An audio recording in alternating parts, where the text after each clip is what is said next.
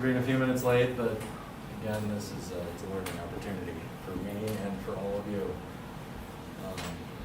They're trying to convince our freshmen to utilize the fact that we're all masked and go rob someplace, but they will not take me up on that. For those of you who are watching on YouTube, please let me know if there's any issues. Let me check if there's actually audio. Oh, there's audio. Okay. So just let me know if there's any problems. I will do my best to try to pay attention to the chat. This is EGR 350. This class is control systems. Control systems is something that, unfortunately, control system theory is extraordinarily complex math. It's the kind of math that shows up in your nightmares and haunts you multiple times all the time. When I took control systems in college, I took it with a professor who did not treat it very seriously, and now I'm teaching it to you. So I ended up taking the class 2 times because the first time I didn't learn anything. I sat in a class, the teacher got his mid-semester reviews back and they were very negative, so he yelled at all of us because obviously it was our fault that none of us enjoyed his class or learned anything.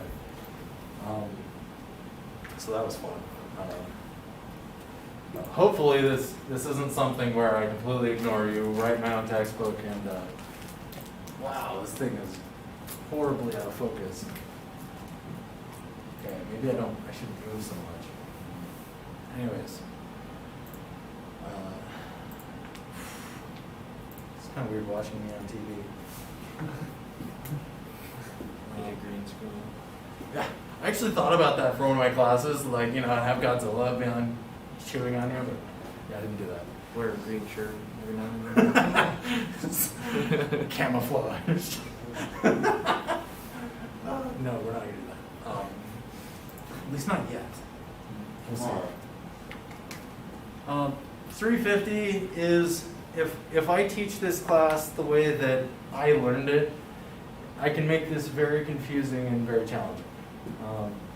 The textbook that I picked for this course, it is available through Access Engineering, so you can get it for free. Yes, I did that on purpose. That's not unintentional. I know what it's like to be a college student and having to pick whether or not you're going to buy a textbook or eat something other than ramen noodles for the next 3 months. Okay. I personally like physical textbooks because I'm old school, but I also understand the merit of online textbooks. And yes, wow, this thing just continues to go out of focus and then in focus. Everybody who's watching on the live streams probably falling on the floor right now with how horribly out of focus this is. So the purpose of control systems as a class is not just to teach you the math. A lot of classes focus on how math is necessary in control systems. Yes, control systems is very much so heavily math-based. You do control systems right, it requires differential equations and a significant amount of differential equations. I can tell you that I loved differential equations, but I hate using them. And I have yet to find an engineer who gets excited about using differential equations. Those people became math majors. I never became a math major. I just like doing the engineering part. So, yes, we are going to be retouching points that all of you learned in EGR 325. Remember those, that second order differential equation system that we built? Yeah, that comes back again. We see that several times in this class. It won't be till about October that we see it, but that comes back. You will see it. Control systems does involve math. Now, the nice thing is that I try to teach this class with a Raspberry Pi because if we do this the way that I want to teach it, a lot of that control systems math is actually taken care of by having a microcontroller, which that's what Raspberry Pi is. So having that Raspberry Pi interface and being able to actually have a processor that handles it means that you can build more intelligent systems. Traditionally, control systems consisted of, if you want to think of a control system, it's like when you have, if you do your knee-jerk reaction, somebody hits you right here, your knee jerks, that signal never reaches your brain. Your brain does not physically tell your knee to kick. It's an autonomous reaction that occurs when your knee receives an impact. It goes through a sensory cycle that starts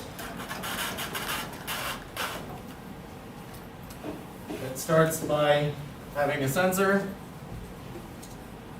has some kind of feedback, says, oh, there was an impact. The sensor then goes to a controller. The controller for your knee exists in your spine. And your spine reroutes that sensor feedback and immediately sends it to a motor / actuator to make something happen. Okay? That is a control system. That's all it is. Why is this called a control system? Because there's some kind of input, there's some kind of processing, and there's some kind of output. Okay? Control systems are everywhere. They really are. You have a million control systems in your cars. You have a control system that measures how much oxygen is in your exhaust to measure how clean your car is. You have a control system that measures how much air is being intaked into your engine to measure whether or not the ratios are correct. You have sensors that indicate whether or not people are even sitting in their seats. There's so many control systems that have been integrated into cars, and even more are being built in. You guys know I love Elon Musk. Elon Musk has done a significant amount of effort to try to integrate a lot more control systems into vehicles. Lane assist controls, if any of you guys have new vehicles, they have that in there. That is a massive control system. Okay, we're talking about now autonomous driving. Autonomous driving is one gigantic control system. You tell a vehicle where to go, you give it that input, it then uses a combination of sensor and processing to control how it does that. It's really cool. But control systems don't have to be that complex. Okay, the knee-jerk reaction that you have is a control system. It's very simple. It's just a bunch of wires connected to each other. That's it. Control system, your suspension in your car is a control system. It controls how much vibrations your vehicle feels based on the road profile.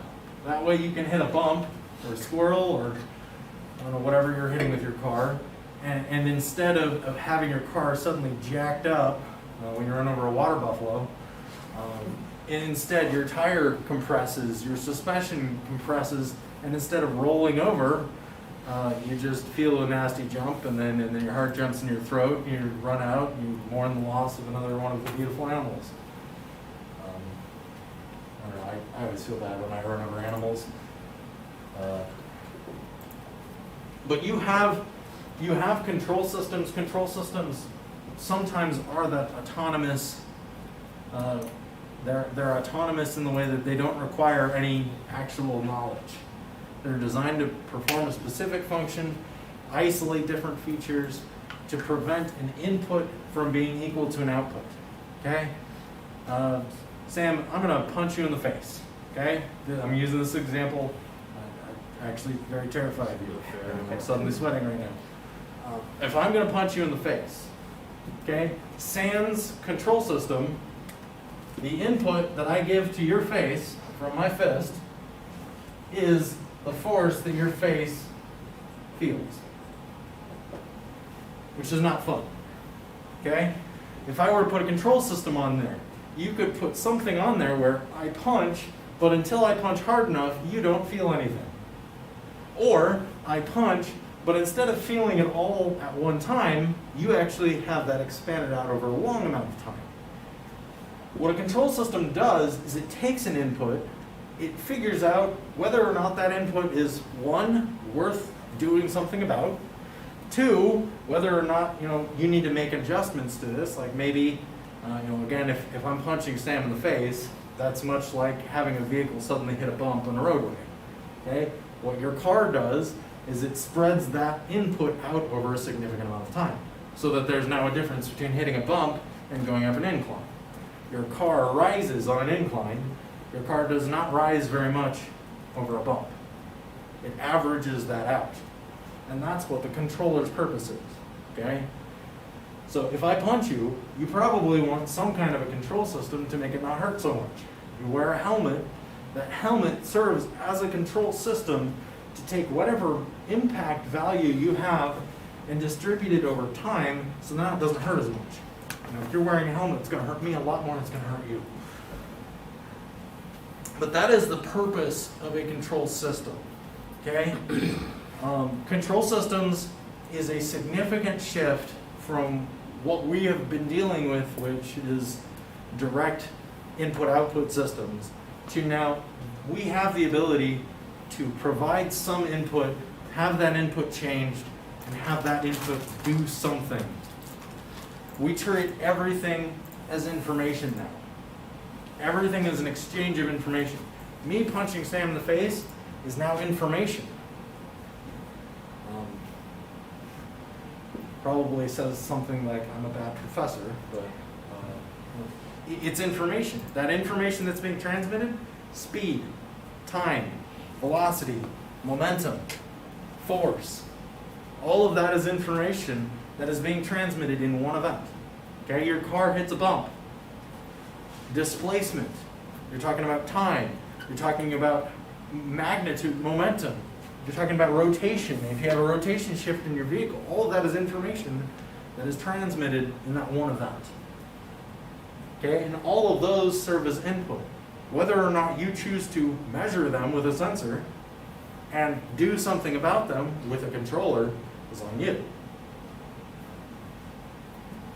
A lot of suspension systems are going to an intelligent control system. You know the cars that now tout that you can have variable suspension based on, you want to do snow roadway versus you want to go dirt track versus you want to go pure highway driving. You can change your suspension because those are, it's no longer just a spring damper system, which is a very simple control system.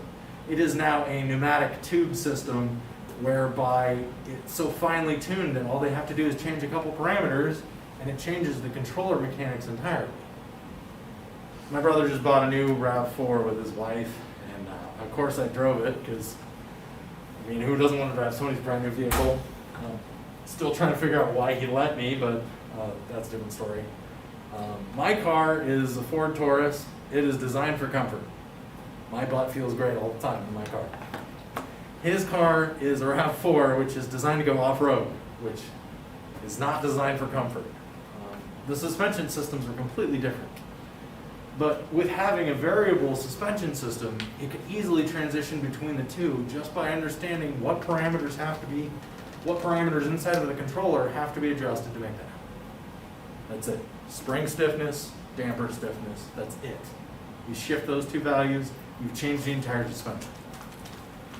Now, also the tire plays a part, but that's a different story. There's those cars that you can raise and lower on their suspension, but once you get on the highway and you get up to a certain speed, they sink. Really? Do you know what cars? It was a Jeep. I don't know what kind. It's not like it's like a Jeep Escalator. Because that's another one of these interesting control systems. I didn't know about that one. That makes sense. Because you would want, when you're driving at slower speeds, possibility of hitting a bump, higher speeds you probably won't. It would be more aerodynamic that way. Huh.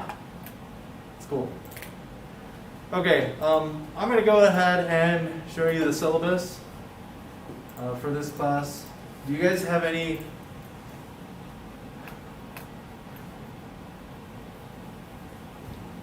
Max and Hunter are having a conversation in the chat.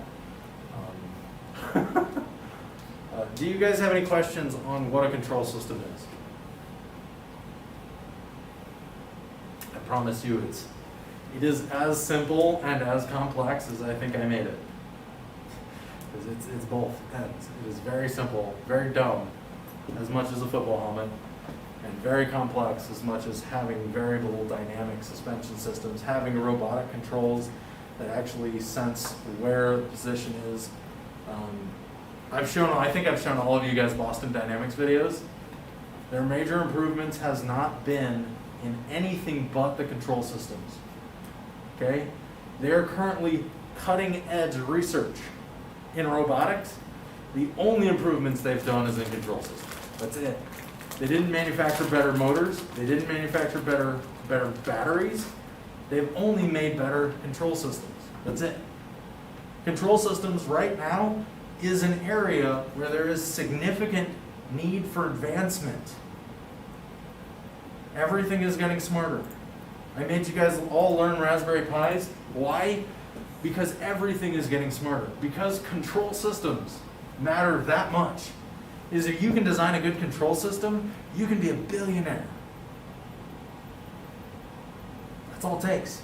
I'm promising this right here, this class, is influential. This is cutting edge stuff. And yet this is stuff we've been dealing with for centuries. And this is stuff that is integrated into the human body. Your jump scare reflexes, that's a control system. The fact that your adrenal glands suddenly jump up, they're acting as the motor actuator when you get scared. We've had control systems forever. But implementing them into technology is what takes our dumb technology and makes it smart. Okay, let me cover course syllabus. Dang it, Max.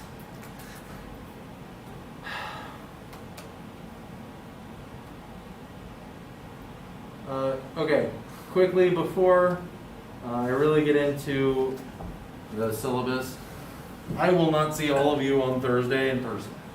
Okay, I'm going to give you the YouTube link and send it out to everybody. I'm not expecting you to show up in class, in person, Thursday.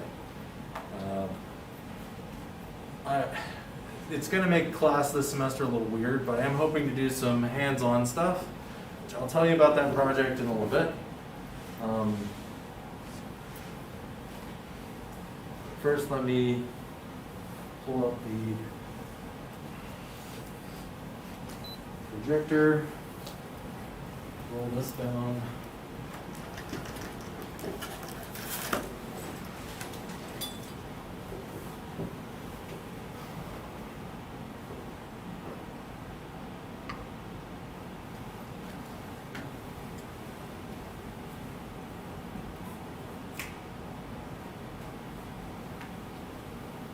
Okay, I have no idea how that's showing up on here.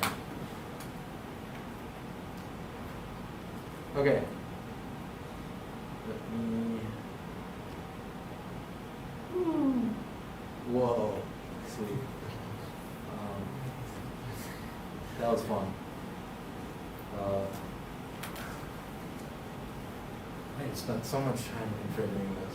All of you guys who were in 325 last semester, yeah, this is what I spent all my time when I wasn't grading your papers. So, but I figured this out, so now I'm pretty good. And this shouldn't be a huge struggle this semester. So again, this is EGR 350, control systems. The link to the textbook is right here. I will, I'm going to get this posted on Canvas as soon as possible. Problem is I have not yet learned how to use Canvas. So I probably should do that at some point. I'm really good at Blackboard, but that's useless now. But it's a book called Automatic Control Systems by Golnaragi and Kuo. The book is laid up so that I think it's a really natural progression. A lot of control systems textbooks are set up so that you dive right into the math first, the first chapter, and it's gross. I didn't want to throw that at you because that to me is more grad school level stuff. Again, being able to do the math behind this, huge industry, I mean, you talk about control systems. I talked to a guy from Schneider Electric, and I mean, they have to hire control systems engineers, people who understand those control systems well enough that they can go in and build just about anything. And those kind of workers make big money. They do. The overall course of this is that some of these words won't make any sense to you yet. It's because control systems there's a lot of lingo that gets involved. It's concepts of linear system theory. We'll talk about what linear systems are when I give you your first reading assignment. We'll talk about that too.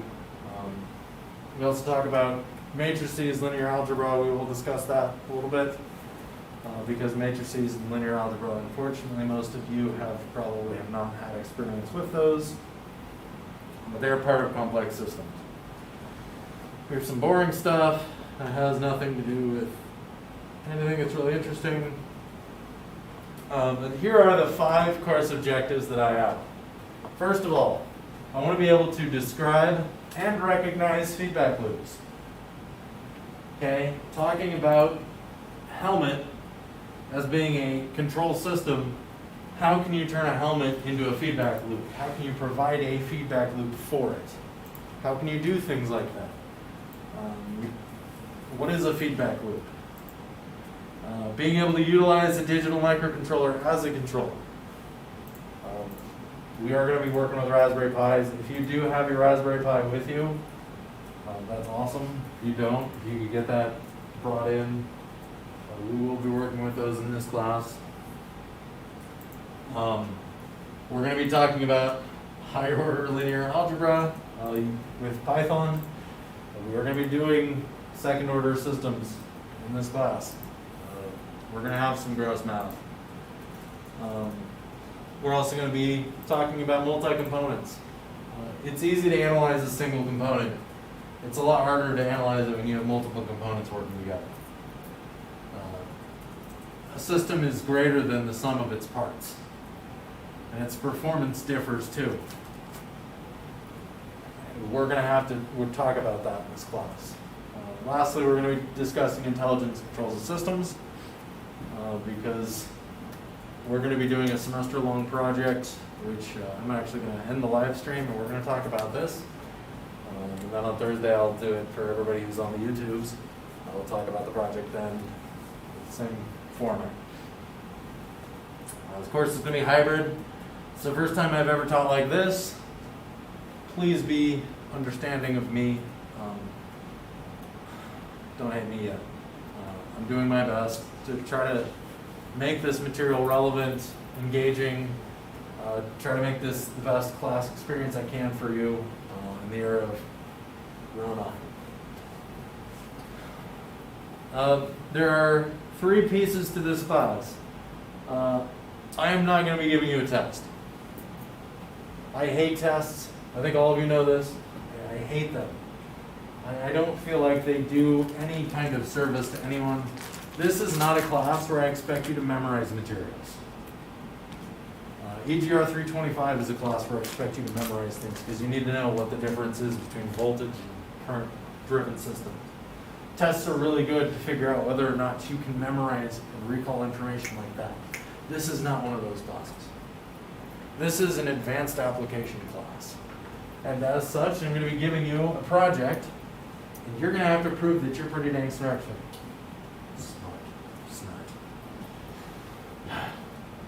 I will be giving you quizzes. The quizzes are kind of like my replacement for a test. What I will ask for you is that you do complete the quizzes outside of class. I don't care if you work together. I don't care if you come to my office and ask me for help. I don't care if all of you at one time come ask me for help on a quiz. That doesn't bother me. But we only have so much time in these classes, and I don't want to spend that on quizzes this time. Okay? So I will treat your quiz as if it is a regular homework assignment. Now that said, the quiz will probably be a lot like your design homework problems. The difference is that quizzes will probably be something where I ask you to explain a certain topic or or maybe I need you to give a description, or maybe I want you to discuss a design or something. That's kind of what I'm aiming for that. Every assignment will be weekly. If I give you an assignment in class, if I give you an assignment this week, I will not make it due this week. That's my style. It does cut down on the amount of homework I can give you, which is good, because you all have lives, I hope. But it also means that I will be making the homework assignments a little bit harder, because I expect more out of you. I'm not going to give you homework assignments like, all right, talk about fairies. Use pixie dust in all of your descriptions. It will be relevant to this class, and it will be everything. Nothing else has really changed as far as my grading scale. I've had the same grading scale forever. To me, 90 has always been an A. Sometime I've actually thought about adjusting that because I tend to give out too many A's. But I'm like, I'm trying to figure out, like, is somebody ever going to yell at me because I give out too many A's? But nobody has, so whatever. It's not terribly difficult to get an A in my class if you just do the work. Okay. So a lot of what we're going to be talking about in this class is going to follow through the book. Progress through the book. Again, I really like the book. We'll talk about block diagrams, differential solutions. I'm going to give you some time to just work on the project, which I'll detail in a little bit. You get your hands on the textbook and you start looking at it, you will know exactly what we're going to cover in class. You get a preview of it right now. I hope this class is not scary to you. I am not intending this to be a very challenging class. Because quite frankly, control systems is an extraordinarily difficult topic. And I don't think that most of it's going to even be relevant to you. If you want to study advanced control systems in college at a grad school level, you can do that.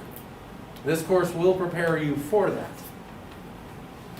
But I'm not going to get into that stuff, which a lot of control system classes do. And they don't even expect you to know that material. It's not even useful. My opinion. I'm aiming to try to teach you the useful things. And we are going to build a control system. And we're going to discuss a control system. And we're going to have many conversations about control systems. And I want you to understand there's 10 million different ways you can build control systems.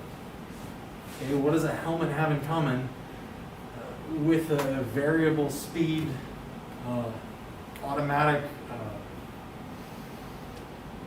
transmission? I was trying to get a good word. Helmet and an automatic transmission are both control systems.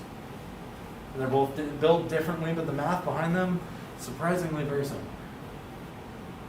So, but we'll get into the math. I want to talk concepts first. I want to do some work with projects. Any questions over? Check the. You're welcome, Noah. Is there any questions over the syllabus? I'm trying to get this posted within the next day. That is my top priority. Figure out that whole Canvas thing first. All right. With that, then I'm going to end the live stream. I'll see you on Thursdays.